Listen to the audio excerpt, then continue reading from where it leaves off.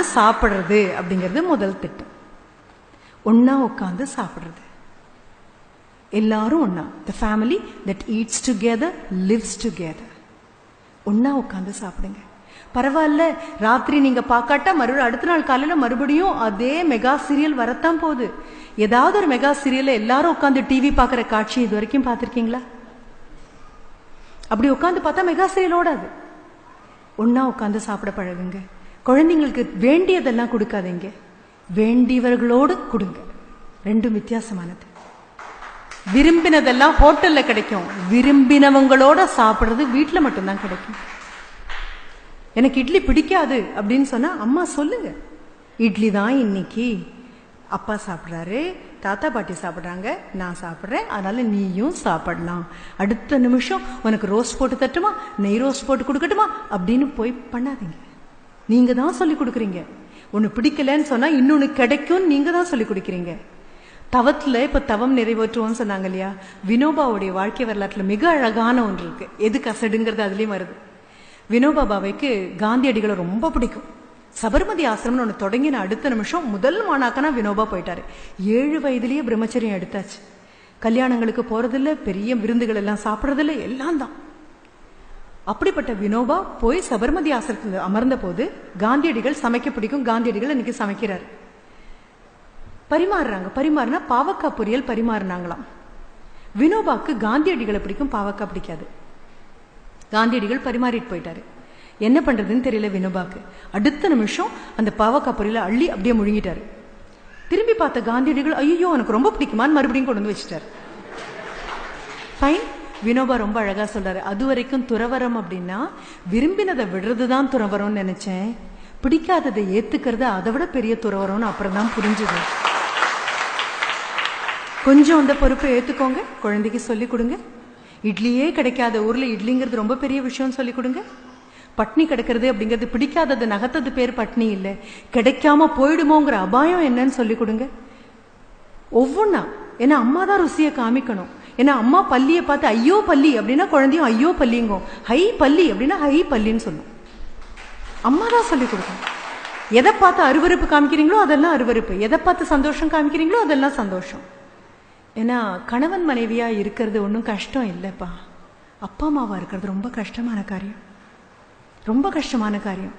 பெரும்பாலும் கணவன் மனைவிக்கு இருக்கக்கூடிய பிரச்சனைகள்லாம் அப்பா அம்மாவா தான் நம்ம தீர்த்துக்கிறோம். அங்கதான் அடுத்த பிரச்சனை.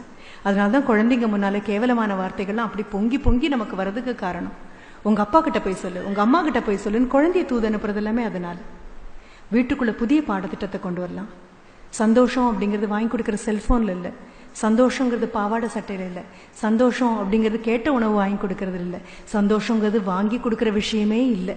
சந்தோஷம் அப்படின்னா உள் மனசுல பிடிச்சவங்களோட ஒரு நிமிஷம் ஒன்னா உட்கார்ற பாக்கியம் கிடைச்சது இல்லையா, அது சந்தோஷம். அந்த நிமித்தம் சந்தோஷம். வாழ சொல்லி கொடுங்க குழந்தைங்களுக்கு. வாழ வகையறியாம நாம போனதுக்கு அப்புறம் குழந்தைங்களை வாழ வழிகளாம நாம எல்லாம் கிளம்பி போயிடுவோம், ஆனந்தமா கிளம்பி போயிடுவோம். 30வது வயசுல குழந்தைங்களுக்கு பிபியும் சுகரும் எல்லாம் வரும்போது யாருக்கு என்ன வளர்த்துருக்கோம் குழந்தைய? நான் வரும்போது கூட சொன்னேன், எங்க வீட்டு பூனைக்குட்டியா மட்டும்தான் வளர்க்குது, நாய்க்குட்டியா மட்டும்தான் வளர்க்குது. எல்லாம் அதது தன்மையிலேருந்து எந்த மாற்றமும் இல்லாம அப்படிதான் வளருது. இன்னி தேதிக்கும் வேப்பம் விதையை போட்டா வேப்ப மரம் தான் வருது, ஆலம் விதையை போட்டா ஆலமரம் தான் வருது, அரச மரம்னா அரச மரம் விதையை தான் போடணும். உங்களுக்கு நாய்க்குடை வரணும் அப்படின்னா காளான்னா காளான் தான் வரணும். ஆனா நாம மட்டும் ஏன்பா பேருக்கு ஏத்த மாதிரி விதம் விதமா முளைச்சு வந்துட்டு இருக்கோம்? என்ன பிரச்சனைய நம்மளால அனுசரிக்க முடியாம போயிடுச்சு. வகுப்பறையை விட்டு கல்வியை வெளியில கொண்டு வரலாம். அது கசடு இல்லாத கல்வியா இருக்கிறது நாம முடிவு பண்ணலாம். வீட்டுக்கு யாராவது வந்தாங்க அப்படின்னா வாசல்ல போய் வரவேற்கிறது குழந்தைக்கு நாம சொல்லி கொடுக்கலாம். கிளம்பி போறாங்கன்னா வாசல் வரைக்கும் கொண்டு போய் விட்டுட்டு வரதை நாம சொல்லி கொடுக்கலாம். வீட்டினுடைய வரவேற்பறையில தொலைக்காட்சி பெட்டி இருந்துன்னா தயவு செஞ்சு அதை உள்ள கொண்டு போய் வச்சிடலாம். அது அந்தரங்கமாக பார்க்கப்பட வேண்டிய ஒன்று. வீட்டுக்கு ஒரு நபர் வரும்போது அவரும் நானும் உட்காந்து பார்க்கணும் அப்படின்னா அவர் வீட்டிலேயே பார்ப்பாரு. வீட்டில் இருக்கக்கூடிய கல்வியில கசடுகளை தவிர வேற எதுவும் இல்லை. கல்விக்கூடங்கள் எத்தனை மோதி முயற்சி பண்ணினாலும் எதுவும் சரியாகாது. என்ன காரணம்? நொந்து பெத்த நமக்கே நம்ம குழந்தைங்க மேல இவ்வளவுதான் அக்கறை அப்படின்னா வந்து பாடம் சொல்லக்கூடிய ஆசிரியர்களுக்கு 40 பேரை 50 பேரை வச்சுட்டு இருக்கக்கூடிய ஆசிரியர் உங்க குழந்தை மட்டுமே உருப்பட்டு மேல வரணும்னு கண்டிப்பா நினைக்க முடியாது. அப்போ இன்னைக்கு கிளம்பும்போது இந்த முடிவு பண்ணிடலாம். மனசுக்கு தெரியும் கசடு என்ன அப்படின்னு, மனசுக்கு தெரியும் தவறு என்னன்னு, மனசுக்கு தெரியும் தீமை என்னன்னு, மனசுக்கு தெரியும் பொறாமை என்னன்னு, மனசுக்கு தெரியும் அங்கலாப்பு என்னன்னு தெரியும், மனசுக்கு தெரியும் அடுத்தவங்களை பத்தி கேவலமா பேசுறது என்னன்னு, மனசுக்கு தெரியும் பொய் தெரியும், பித்தலாட்டம் தெரியும். இதெல்லாம் உங்களுக்கு தெரியும். வள்ளுவன் தான் சொல்லியிருக்கான், தன்னெஞ்சு அறிவது பொய்யற்க பொய்த்த பின். தன்னெஞ்சு தன்னை சுடும்லாம் அவன் சொல்லல. ஒரு ஏகாரம் ஒன்று சேர்த்து விட்டுருவான், தன்னெஞ்சேன்னு இழுத்துருவான். தன்னெஞ்சே தன்னை தீயினால் சுட்டபுண் உள்ளாரும் ஆறாது இல்லை, ஆறாதேன்னு எழுத்துருவான். அவன் ஏகாரம் போட்டு இழுக்கும் போதெல்லாம் உதைக்க போறான்னு அர்த்தம்.